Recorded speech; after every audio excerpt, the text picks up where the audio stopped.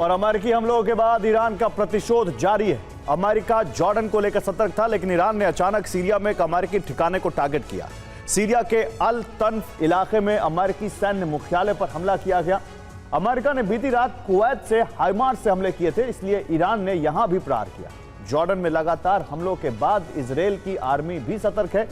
Israel की सीमा से सिर्फ 2 किलोमीटर दूर तक जॉर्डन में ईरानी मिसाइलें गिरी हैं। माना जा रहा है कि ट्रंप अब इजरायली सेना को भी ईरान पर हमले की मंजूरी दे सकते हैं। कुवैत में सोमवार सुबह 32 ड्रोन गिराए गए। कुवैत में कुछ जगहों पर धमाके भी हुए हैं। कुवैत में एक बिजली स्टेशन नष्ट हो चुका है। कुवैत में पानी साफ करने का प्लान भी टारगेट बना। जॉर्डन में 3 मिसाइलों को नष्ट किया गया। ईरान की एक मिसाइल जॉर्डन के वीरान इलाके में गिरी। और अमेरिका के नुकसान का आंकड़ा तेजी से बढ़ रहा है। रविवार को जॉर्डन में 2 अमेरिकी सैनिकों की मौत हो गई। सोमवार को जॉर्डन के एयरबेस से ही एक और सैनिक का शव मिला। इस तरह जॉर्डन में ईरानी हमले में मरने वालों की संख्या 3 हो गई। जॉर्डन में ईरानी हमले में कई विमान भी क्षतिग्रस्त हो गए। इराक में ईरानी हमले के दौरान एक ड्रोन गिरा था। इसमें नियंत्रित तरीके से धमाका कराने के दौरान ब्लास्ट हो गया। अचानक धमाके की वजह से इराक में भी एक अमेरिकी सैनिक की मौत हो गई। इराकी बेस पर अमेरिका के बम स्क्वाड का जवान मारा गया है। ईरान के ड्रोन में अचानक धमाका हुआ था, जिसकी वजह से सैनिकों को संभलने का मौका नहीं मिला। जॉर्डन में 15 अमेरिकी सैनिक जख्मी हो गए। ईरान मिशन में अब तक कुल 17 अमेरिकी सैनिकों की मौत हो चुकी है।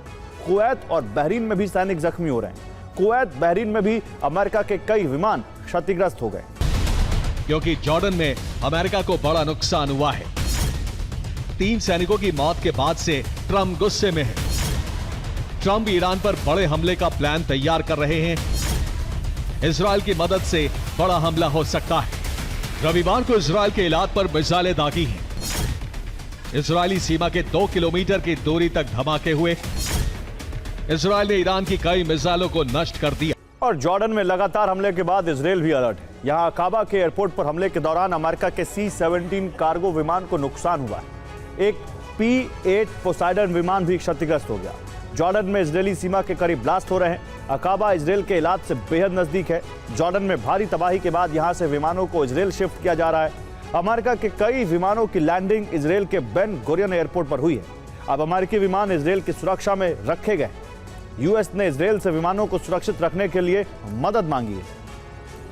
रिपोर्ट के मुताबिक Kuwait, Bahrain, Iraq, Syria, UAE, Jordan और इजरायल ऐसे ठिकाने हैं जहां ईरान को जबरदस्त हमला करने का आदेश सुप्रीम लीडर की तरफ से दिया गया है। ईरान को लगता है कि इन देशों से बेस खत्म करने पर ही अमेरिका घुटने टेक सकता है। और रूस यूक्रेन की जंग अब नई दिशा की तरफ मुड़ चुकी है। हमलों की गति बता रही है कि रूस और यूक्रेन के मकसद बदल चुके हैं। यूक्रेन का मकसद रूस की अर्थव्यवस्था को भस्म करना हो गया। यूक्रेन का मकसद तो पुतिन का अब सिर्फ एक ही मकसद है, संपूर्ण यूक्रेन का बारूदी विनाश। हालांकि रूस के मुकाबले यूक्रेन की क्षमता अब भी कम है, लेकिन रूस पर दबाव बनाने के लिए यूक्रेन ने जो रणनीति अपनाई है उसमें यूक्रेन को बढ़त मिलने की उम्मीद की जा सकती है। आखिर क्या है यूक्रेन की वो घातक रणनीति, आइए इस रिपोर्ट में देखते हैं। अपने खजाने और हथियारों को जलता देख पुतिन के सब्र का बांध टूटा तो यूक्रेन पर मिडनाइट प्रहार से आग का दरिया दहक उठा। कीव से लेकर खार्किव और ज़ेपोरिजिया तक रूसी मिसाइलों ने आम नागरिकों और इमारतों को मलबे में तब्दील कर दिया। इसमें पहला है संसाधनों पर प्रहार, जिसमें रूसी तेल डिपो, रिफाइनरी और डिफेंस इंडस्ट्री जलेंगी। दूसरा है समंदर में नाकाबंदी, जिसमें काला सागर, अजोब सागर में व्यापारिक रूट ठप होगा। तीसरा है टैंकरों का शिकार, जिसमें कच्चा और रिफाइंड तेल ले जाने वाली शैडो फ्लीट पर हमले होंगे। और चौथा है सप्लाई लाइन की तबाही, जिसमें फ्रंट लाइन तक जाने वाले गोला बारूद और रसद के रास्तों को काटा जाएगा। उसके हर हमले का जवाब दे रहे हैं। इस युद्ध को तभी समाप्त किया जा सकता है जब कसूरवार रूस पर दबाव बढ़ाया जाए। हमने मॉस्को में तेल डिपो और काला सागर में 6 जहाजों को निशाना बनाया है। रूस को नुकसान पहुंचाने वाले कदम के तहत यूक्रेन ने कर्ज फेरी क्रॉसिंग तबाह कर दी, जिससे क्रीमिया को रसद पहुंचाने वाला मुख्य मार्ग ठप हो गया। 5 में से 4 फेरियां नष्ट कर दी। ये SKS-1, मारिया और लावरेंतीय जहाजों के पर खचे उड़ा दिए। सैन्य रसद को भी झटका दे दिया। रूसी सेना को 80% रसद पहुंचाने वाली फेरियां राख हो गई। और स्ट्रेट ऑफ हॉर्मुज पर वर्चस्व की लड़ाई तेज हो चुकी है। ट्रंप ने भी नाकाबंदी का घेरा सख्त कर दिया है। ट्रंप ने ईरान को झुकाने के लिए चक्रव्यूह तो रच दिया है, लेकिन अमेरिका खुद भी इस चक्रव्यूह के घेरे में। महंगाई रॉकेट की रफ्तार से बढ़ने के संकेत दे रही है। नवंबर में अमेरिका में मिड टर्म इलेक्शन है और आने वाले समय में महंगाई ही ट्रंप सरकार के खिलाफ सबसे बड़ा राजनीतिक हथियार बन सकती है। क्या ये ट्रंप के इस दांव का असर उल्टा हो सकता है? आइए आपको अब इस रिपोर्ट में दिखाता हूं। रूस की पहरेदारी के लिए अमेरिकी नौसेना के guided missile destroyer USS John Finn तैनात किया है। अमेरिकी नाकाबंदी का मकसद हर उस जहाज को रोकना या जब्त करना है जो ईरान के बंदरगाहों से आवाजाही कर रहा है। इसी नाकेबंदी के तहत अमेरिकी वॉरशिप ने 6 कार्गो शिप को रोक दिया है और रास्ता बदलने पर मजबूर कर दिया। नाकेबंदी के लिए अमेरिका ने खाड़ी क्षेत्र में 20 से ज्यादा वॉरशिप और कई सैन्य विमान तैनात कर रखे हैं। हॉर्मुज की निगरानी को और मजबूत किया जा रहा है, लेकिन अमेरिका की इस नाकेबंदी से ईरान को भारी नुकसान हो रहा है। अमेरिकी नाकेबंदी के बाद से तेल की कीमतों में 8% से ज्यादा का उछाल आया है। तेल की बढ़ती कीमतों की वजह से महंगाई बढ़ रही है।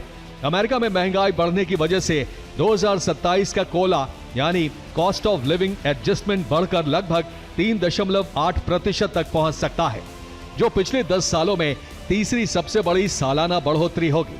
1983 के बाद से अमेरिका का ऑयल रिजर्व सबसे निचले स्तर पर है, जिससे इस बार कीमतों को काबू करना ट्रंप सरकार के लिए मुश्किल हो रहा है। जब तेल की कीमतें बेकाबू होती हैं, तो 2 चीजें एक साथ होती हैं, भीषण महंगाई और आर्थिक विकास दर यानी जीडीपी में भारी गिरावट। इसे अर्थशास्त्र में स्टैगफ्लेशन कहते हैं, जो किसी भी सामान्य मंदी से 10 गुना ज्यादा खतरनाक होती है।